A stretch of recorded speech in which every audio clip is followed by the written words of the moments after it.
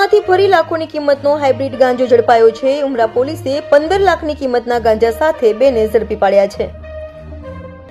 સુરતમાં no drugs in Surat city અભિયાન ચલાવી રહેલી પોલીસે લાખોનો હાઇબ્રિડ ગાંજાનો જથ્થો કબજે કર્યો હતો।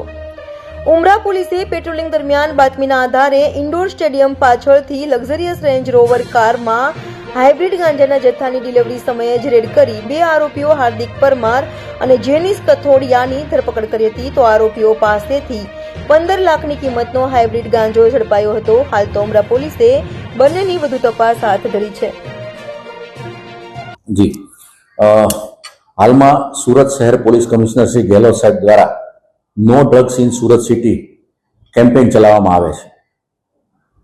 તેની તકેદારીના ભાગરૂપે સેક્ટર 2 સાહેબ શ્રી ડામોર સાહેબ તથા ઝોન 4 શ્રી ગુર્જર સાહેબના માર્ગદર્શન હેઠળ ઉમરા પોલીસ સ્ટેશનની સર્વેલન્સની ટીમ નાર્કોટિક્સનો જથ્થો શોધવા માટે પેટ્રોલિંગમાં હતી। દરમિયાન ઉમરાના surveillance સ્ક્વોડના head constable Siddharajsinh Bhikhuba તથા કોન્સ્ટેબલ મહેન્દ્ર માલજીભાઈ તથા કોન્સ્ટેબલ શુભમ રમેશભાઈ નાઓને સંયુક્ત રીતે બાતમી હકીકત મળેલ કે ઇન્ડોર સ્ટેડિયમની પાછળની ગલીમાં હાર્દિક પરમાર નામનો ઈસમ છે એ ગાંજાનો જથ્થો વેચવા માટે આવવાનો છે।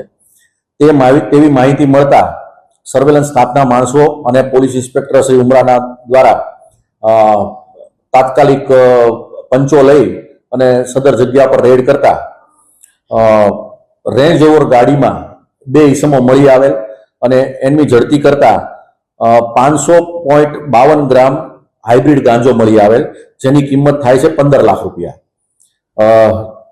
હાઇબ્રિડ ગાંજા બાબતે પાસ પરમિટ માંગતા નહીં હોવાનું જણાવતા તેમના વિરુદ્ધમાં કાયદેસરની કાર્યવાહી કરવામાં આવેલ છે।